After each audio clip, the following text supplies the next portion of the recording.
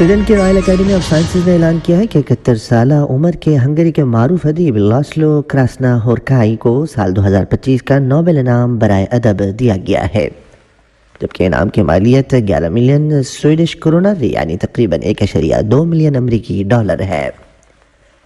Academy نے اپنے بیان میں کہا ہے کہ کراسناہورکائی کی تخلیقات انسانی فطرت کی گہری بصیرت کو اجاگر کرتی ہیں اور وہ حقیقت اور تخیل کو ایک انوکھے ادبی جہان میں بنتے ہیں جو اپنی غیر معمولی لسانی مہارت کے سبب منفرد ہیں۔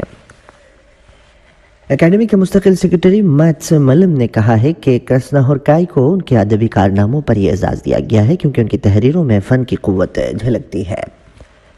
نوبل کمیٹی کے مطابق کراسناہورکائی کی ناول نگاری کی خاص پہچان ان کا منفرد اسلوب ہے، جس میں طویل جملے جو کبھی کبھار کئی صفحات پر محیط ہوتے ہیں ایک مسلسل بھاؤ کا تأثر پیدا کرتے ہیں، اور اسی نے ان کی تحریروں کو یورپ کے معاصر ادب میں نمایاں اور منفرد آواز بنا دیا ہے۔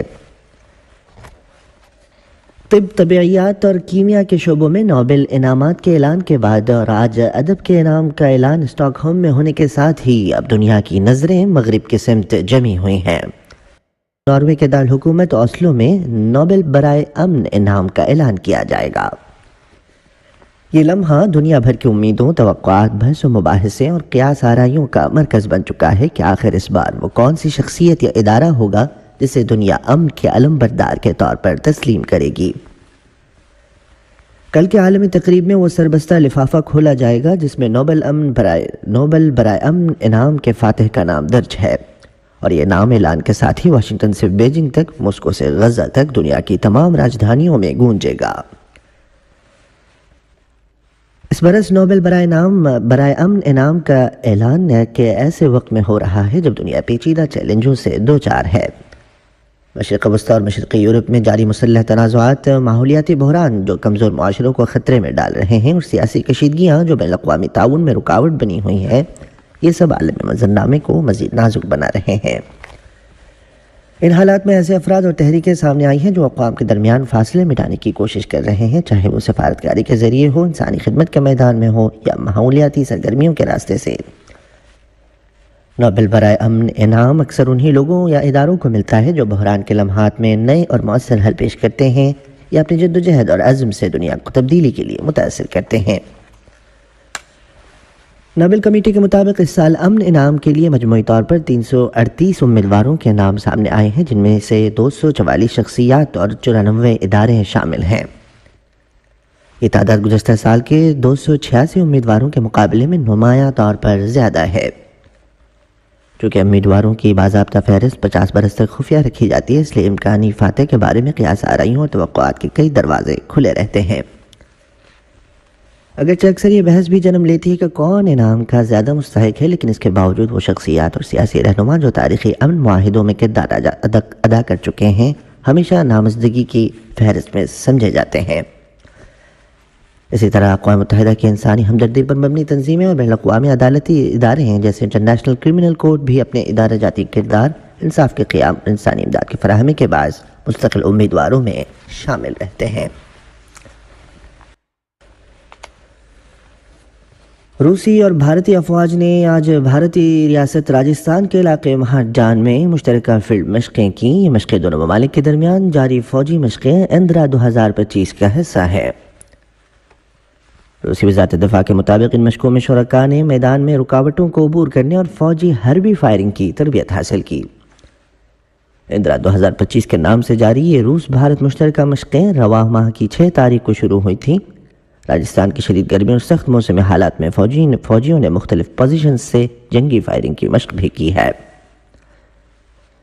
روسی وزارت دفاع نے کہا ہے کہ ان مشقوں نے روسی فوجیوں کو مشکل موسمی حالات میں خصوصی مہارتیں حاصل کرنے اور اپنے بھارتی ہم منصبوں کے ساتھ تجربات کے تبادلے کا موقع فراہم کیا ہے۔ اندرا 2025 کے نام سے جاری یہ مشترکہ مناورات مشقیں 15 اکتوبر تک جاری رہیں گی۔ ان کا مقصد دونوں ملکوں کے افواج کے درمیان خاص طور پر بین الاقوامی دہشت گردی کے خلاف کارروائیوں میں ہم آہنگی کو فروغ دینا ہے۔ اس کے ساتھ ہی آپریشنل حکمت عملی کو بہتر بنانا اور بہترین جنگی طریقہ کار کے تبادلے کو بھی ان مشقوں کا اہم ہدف قرار دیا گیا ہے۔ پاکستان کے شمال مغربی علاقے میں آج ایک آپریشن کے دوران فوج کے ایک افسر جاں بحق ہوئے اور 7 مسلح افراد بھی ہلاک کر دیے گئے ہیں۔ پاک فوج کے شعبہ تعلقات عامہ کے مطابق یہ کارروائی خفیہ اطلاعات کی بنیاد پر ضلع ڈیرہ اسماعیل خان کے شہر خیبر پختونخوا میں کی گئی۔ فوجی بیان میں بتایا گیا ہے کہ مسلح افراد کی نقل و حرکت پر نظر رکھنے کے بعد جب آپریشن شروع کیا گیا تو شدید فائرنگ کا تبادلہ ہوا ہے، جس کے نتیجے میں ایک میجر رینک کے فوجی افسر جاں بحق ہوئے جبکہ دوسری طرف 7 مسلح افراد بھی مارے گئے ہیں۔ سونے کی قیمتوں میں آج کمی دیکھی گئی ہے جبکہ سرمایہ کاروں نے منافع حاصل کرنے کے لیے فروخت کا رجحان اپنا لیا ہے۔ یہ کمی ایک دن بعد سامنے آئی ہے جب سونے نے $4000 فی اونس کی حد عبور کرتے ہوئے نئی تاریخی بلندی حاصل کی تھی۔ ماہرین کے مطابق عالمی معاشی اور جغرافیائی غیر یقینی صورتحال کے ساتھ امریکی شرح سود میں کمی کی توقعات بھی اس اتار چڑھاؤ کی بڑی وجوہات ہے۔ رواں سال کے آغاز سے اب تک سونے کی قیمت میں 54% غیر معمولی اضافہ ریکارڈ کیا گیا ہے۔ ماہرین کے مطابق اس تیزی کی بڑی وجوہات میں مرکزی بینکوں کی جانب سے بڑھتی ہوئی خریداری، سونے سے منسلک ایکسچینج ٹریڈڈ فنڈز کی مانگ میں اضافہ، ڈالر کی کمزوری اور سرمایہ کاروں کا بڑھتا ہوا رجحان شامل ہے۔ تجزیہ کاروں کا کہنا ہے کہ تجارتی اور جیو پولیٹیکل کشیدگی میں اضافے کے باعث سرمایہ کار تحفظ کے طور پر سونا خریدنے کو ترجیح دے رہے ہیں۔ امریکی صدر ڈونلڈ ٹرمپ نے آج صبح اعلان کیا ہے کہ اسرائیل اور حماس نے غزہ سے متعلق امن منصوبے کے پہلے مرحلے پر دستخط کر دیے ہیں۔ حماس نے اس معاہدے کی تصدیق کرتے ہوئے کہا ہے کہ اس میں جنگ کے خاتمے، اسرائیلی انخلاء، انسانی امداد کی فراہمی اور قیدیوں کے تبادلے پر اتفاق ہوا ہے۔